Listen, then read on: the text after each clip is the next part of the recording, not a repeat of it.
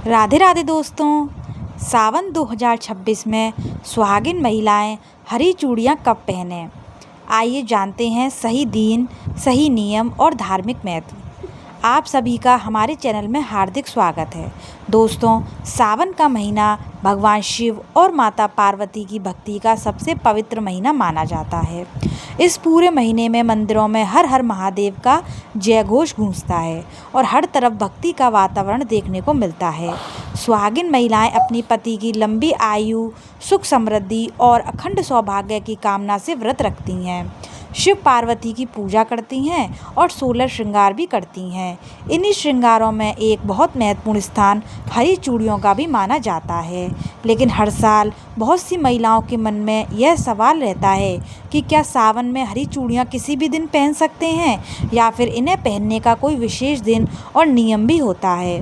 अगर आप भी इस सवाल का सही उत्तर जानना चाहती हैं तो इस वीडियो को अंत तक ज़रूर देखें, क्योंकि आज हम आपको न केवल हरी चूड़ियाँ पहनने का शुभ समय बताएंगे, बल्कि उनसे जुड़ी धार्मिक मान्यताएं, विशेष नियम, किन गलतियों से बचना चाहिए और एक ऐसी मान्यता भी बताएंगे जिसे बहुत कम लोग जानते हैं।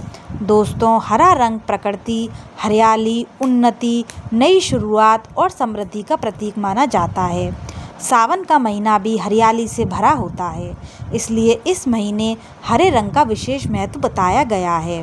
धार्मिक मान्यता है कि माता पार्वती को हरा रंग बहुत प्रिय है। जब कोई सुहागिन महिलाएं श्रद्धा और विश्वास के साथ हरी चूड़ियां पहनकर भगवान शिव और माता पार्वती की पूजा करती हैं तो उनके वैवाहिक जीवन में सुख, प्रेम और सौभाग्य बना रहता है। इसलिए सदियों से यह परंपरा चली आ रही है। अब आगे जानते हैं हरी चूड़ियाँ कब पहनें, कैसे पहनें और किन बातों का रखें ध्यान। पहली बात करते हैं सबसे महत्वपूर्ण प्रश्न की, सावन 2026 में हरी चूड़ियाँ कब पहननी चाहिए। धार्मिक मान्यताओं के अनुसार सावन का पहला सोमवार सबसे शुभ माना जाता है।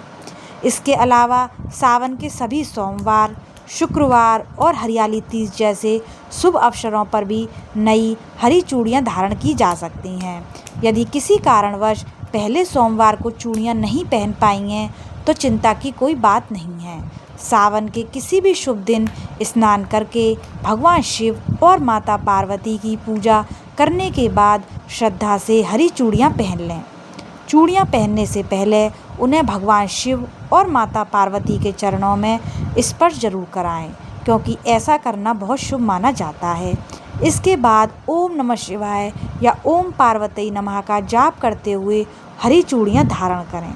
ऐसा माना जाता है कि इससे पूजा का शुभ फल और अधिक फल प्राप्त होता है। अब जानते हैं कि कौन सी गलतियाँ नहीं करनी चाहिए। कभी भी टूटी हुई, दरार वाली या खंडित चूड़ियाँ नहीं पहननी चाहिए। क्रोध, झगड़े या नकारात्मक मन से चूड़ियाँ पहनने से बचना चाहिए। यदि चूड़ियाँ अपने आप टूट जाएं तो घबराएं नहीं, उन्हें सम्मानपूर्वक अलग रख दें और नई चूड़ियाँ धारण कर लें। ध्यान रखें कि किसी भी धार्मिक कार्य में सबसे अधिक महत्व आपकी श्रद्धा और सच्चे मन का होता है।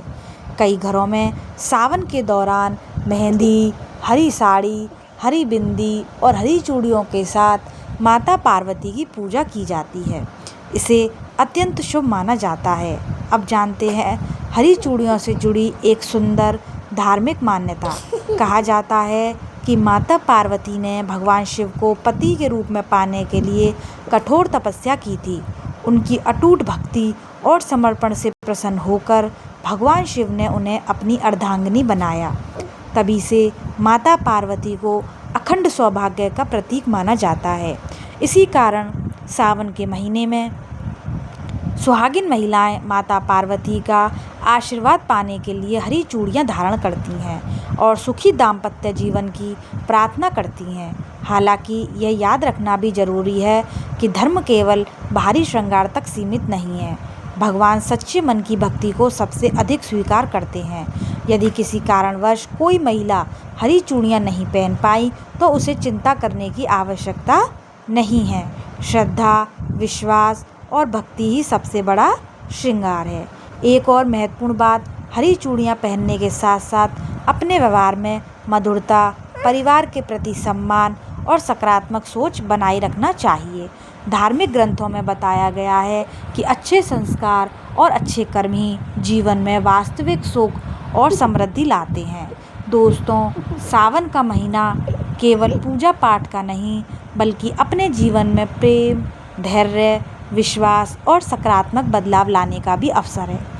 यदि हम भगवान शिव और माता पार्वती के आदर्शों को अपने जीवन में अपनाएं, तो परिवार में सुख, शांति और आपसी प्रेम बना रहता है। तो दोस्तों, उम्मीद है कि अब आपको समझ में आ गया होगा कि सावन 2026 में सुहागिन महिलाओं को हरी चूड़ियाँ कब पहननी चाहिए, उनका धार्मिक महत्व क्या है और किन बातों का ध्यान रखना चाहिए।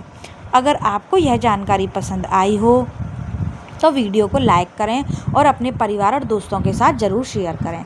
कमेंट में हर हर महादेव, जय माता पार्वती अवश्य ही लिखें।